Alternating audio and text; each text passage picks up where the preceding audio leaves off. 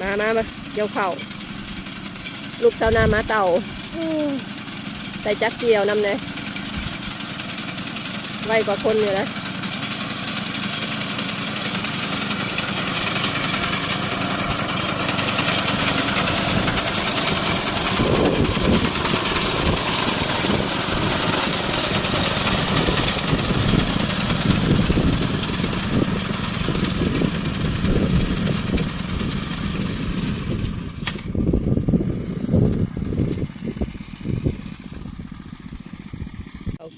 เกี่ยวรถมันจะเป็นพรเลยนะ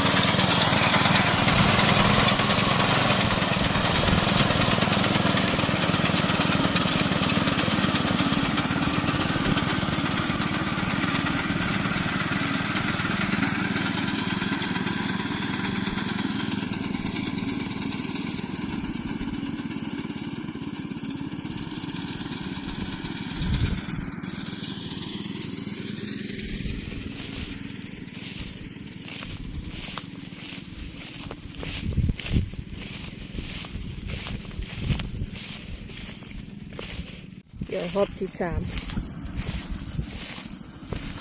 จะซาบอลมันโค้งแจมันเลยมันเด้อจะซาแด้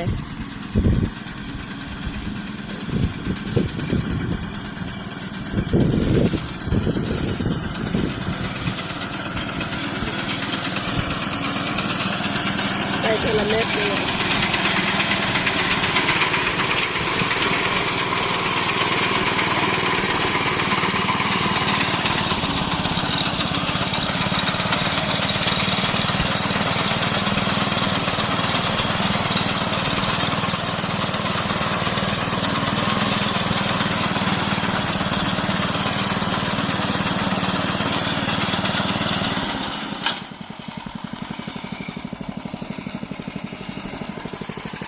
เลี้ยวซ้ายเลี้ยวขวา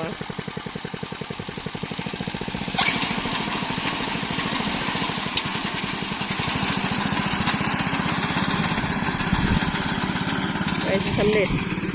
ใช้เวลาประมาณนะ30 นาทีเนี่ยนะไปสิแล้วมึงเถื่อกับบ่ฮอด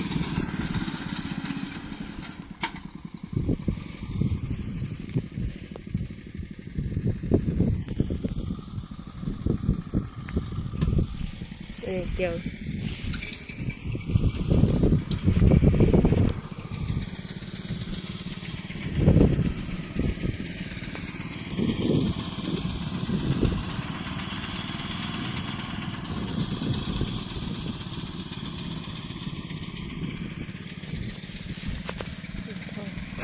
เอากับบางงามปันได้นะบ่พอเด้อทีนี้นะ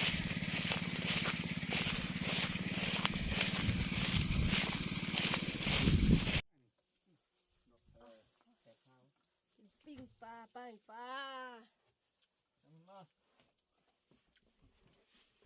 ระวังอันตกตารางเด้อชูดู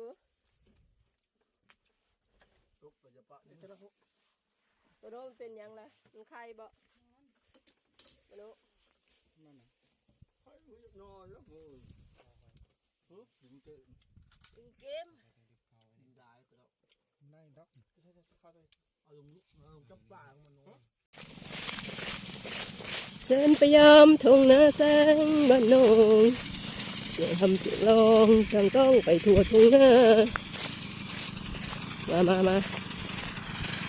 เกี่ยวเสาสวยเด้อใส่รถเกี่ยว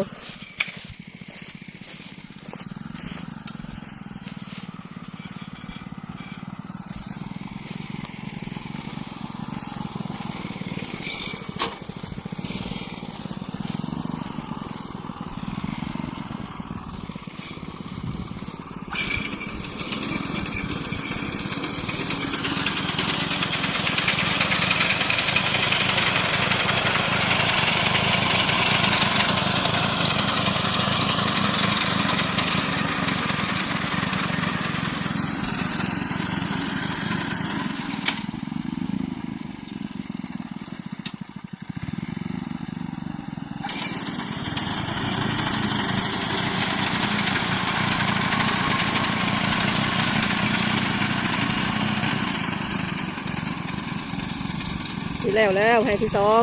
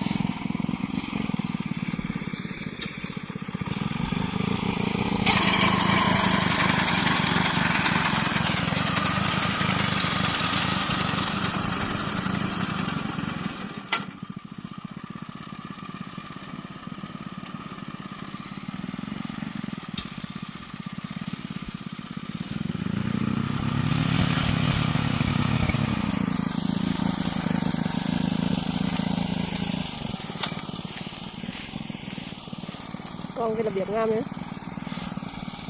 ร้อยซอยใช่ไหม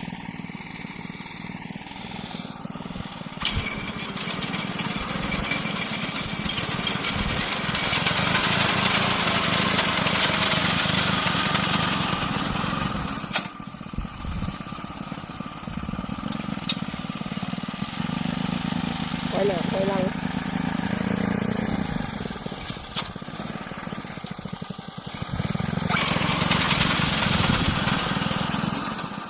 เล็ด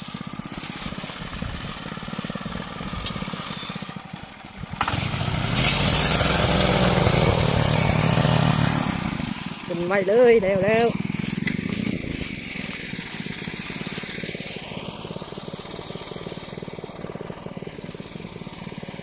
ไว้ลายไว้กว่าคน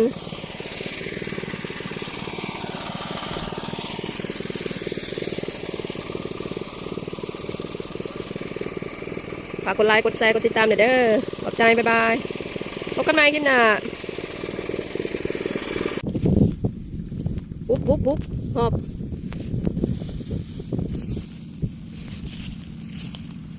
บเข่าเลยเด้อบันนี้เด้อเกี่ยมไปปั่นเลยตากได้2 มือแล้วย่างปุ๊บ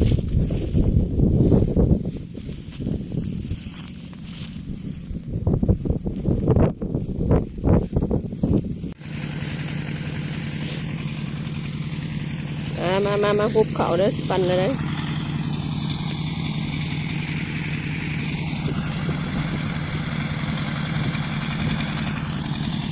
ปั่นแล้ว